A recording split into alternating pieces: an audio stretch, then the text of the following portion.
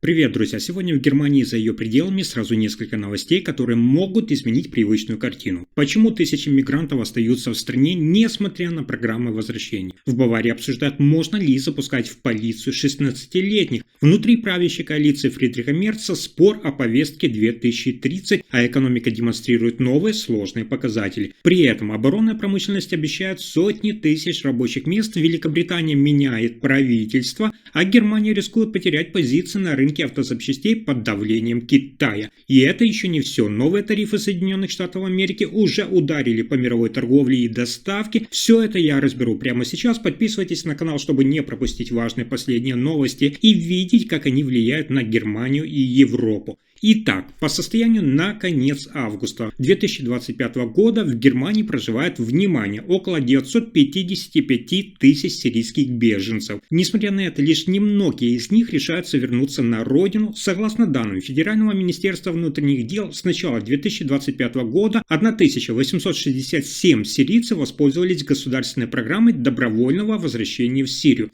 Для сравнения, за первые 5 месяцев 2025 года этот показатель составлял 804 человека. Программы поддержки возвращения существуют как на федеральном, так и на земельном уровнях, однако многие сирийцы предпочитают оставаться в Германии, несмотря на возможные финансовые стимулы. Причины этого решения разнообразны: сохраняющаяся нестабильность в Сирии, разрушенная инфраструктура, отсутствие рабочих мест и опасения за личную безопасность. В то же время в 2025 году в Германии было зафиксировано 17 650 новых заявок на предоставление убежища от сирийцев, что свидетельствует о продолжающемся притоке мигрантов. Кроме того, значительное число сирийцев получает гражданство. Внимание, в 2023 году было выдано 75 485 гражданств, а в 2024 около 48 тысяч. Таким образом, несмотря на существующие программы поддержки возвращения, большинство сирийских беженцев предпочитают оставаться в Германии, что отражает сложность ситуации и неоднозначность перспектив возвращения в Сирию.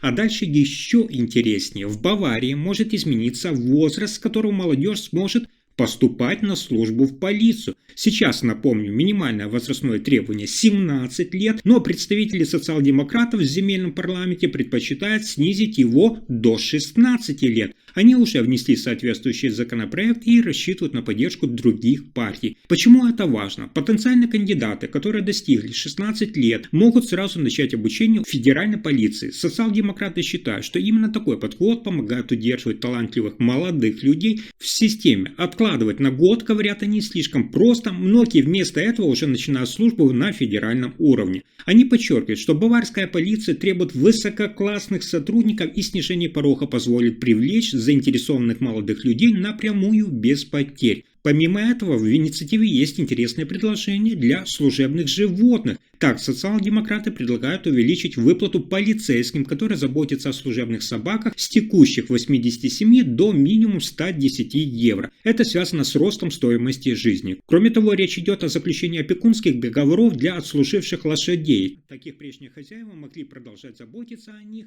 но уже за государственный счет. А дальше новость, которая показывает конфликт внутри правящей партии. Генеральный секретарь Христианско-демократического союза ХДС Карстен Линнеман потребовал от правительства Фридриха Мерца решительных социальных реформ и предложил программу под названием «Повестка 2030». По его словам, ситуация напоминает начало 2000-х годов, когда проводилась повестка 2010, и сегодня необходим такой же масштабный шаг. Линнеман подчеркнул, что доверие к государству падает. Около 73% граждан не верят, что власти способны справиться с основными задачами. Он заявил, цитата, «Мы находимся в очень ограниченных условиях, нужно принимать меры». Конец цитаты. По мнению политика, страна впервые за 2 десятилетия получила шанс обновить социальную систему. Он призвал к реформам в сфере социальной защиты, транспорта и сокращения бюрократии. «Настало время перейти от слов к делу», заявил он. Линнеман также напомнил, что председатель социал-демократической партии Германии Ларс Клинбаль недавно положительно отозвался о реформах канцлера Герхарда Шрёдера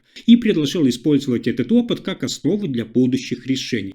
А дальше еще важная новость в Германии. Экономисты прогнозируют, что оборонная промышленность может стать одним из главных источников новых рабочих мест. По оценкам Института об изучении рынка труда и профессий, в ближайшие годы в этой сфере может появиться, внимание, до 200 тысяч вакансий. Такой рост возможен, если расходы на оборону вырастут с нынешних 2 до 3% от экономики. Эксперты подчеркивают, важно не только выделять больше денег, но и развивать конкуренцию и внедрять новые технологии. Тогда отрасль сможет не просто получать краткосрочную поддержку, а выйти на долгосрочный подъем. Уже сейчас спрос на работников в оборонной сфере заметно увеличился, количество вакансий и число откликов растут, в то время как в других секторах экономики ситуация остается сложной. Крупные концерны сообщают, что ежемесячно принимают на работу сотни новых сотрудников, а интерес к вакансиям за последние 3 года утроился. Таким образом, оборонная промышленность может стать мощным двигателем для занятости и инноваций в стране.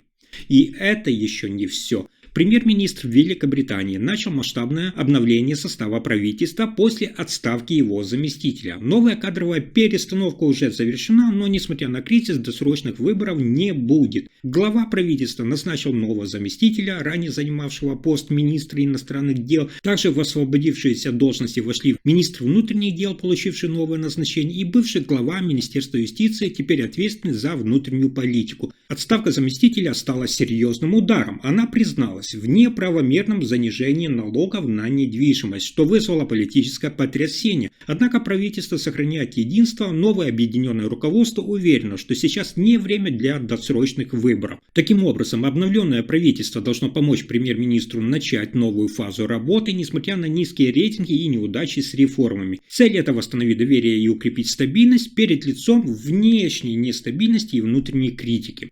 А дальше новость, которая вызывает обеспокоенность в немецкой промышленности. Немецкие производители автозапчастей теряют позиции на мировом рынке. Согласно исследованию консалтинговой компании Strategy из группы PwC, их доля за последние 10 лет снизилась, внимание, с 26% в 2014 году до 23% в 2024 году. За это же время китайские компании, наоборот, резко усилили свое влияние, их доля выросла с 5% до 12%. Эксперты объясняют это сразу несколькими причинами. Во-первых, продажи немецких и европейских автоконцернов падают, особенно в Китае. Там местные заводы все чаще закупают комплектующие у собственных поставщиков. Во-вторых, китайские компании быстрее внедряют новые технологии, например, в производстве аккумуляторов и программного обеспечения. И при этом они предлагают продукцию дешевле, чем конкуренты из Германии. Специалисты предупреждают, если немецкие компании не ускорят переход к современным технологиям, то потеря позиций может продолжиться, отставание от китайских производителей станет еще заметнее. И еще в продолжении ситуации в экономике Германии важная новость. В немецкой промышленности зафиксирован новый спад. В июле объем заказов снизился почти на 3% по сравнению с июнем. Это уже третий месяц подряд с отрицательным результатом и самый резкий спад с начала года. Экономисты ожидали роста, но реальность оказалась обратной. Министр экономики Катарина Райхе заявила, что ситуация серьезна и требует оперативных шагов. По ее словам, рост цен на энергию, высокие налоги и чрезмерная бюрократия подрывают конкурентоспособность страны. Экономический институт EFV пересмотрел прогноз. Рост ВВП Германии в 2025 году составит лишь 0,1% вместо ожидающих 0,3%. В 2026 году прогноз также снижен с 1,3% вместо 1,6%. Чтобы изменить ситуацию, министерство создает экспертный совет из ведущих экономистов, который должен предложить шаги по поддержке производства и сохранению рабочих мест. И еще одна новость, которая отражает последствия торгового противостояния при Дональде Трампе для самих Соединенных Штатов Америки. Из-за новых пошлин, введенных в конце августа, объем международных почтовых отправлений в Соединенные Штаты Америки сократился более чем на 80%. По данным Всемирного почтового союза, 88 почтовых операторов по всему миру приостановили или ограничили отправку посылок в Соединенные Штаты Америки. В частности, Deutsche Post и DHL уже ограничили свои услуги, а с 29 августа прекратили прием всех коммерческих отправлений за исключением частных посылок, помеченных как подарки. Ранее существовала исключительная норма, освобождающая посылки стоимостью до $800 от пошлин. С ее отменой с 29 августа теперь все посылки обкладываются теми же пошлинами, что и другие товары в зависимости от страны происхождения. Например, для отправления из Европейского Союза ставка составляет 15%.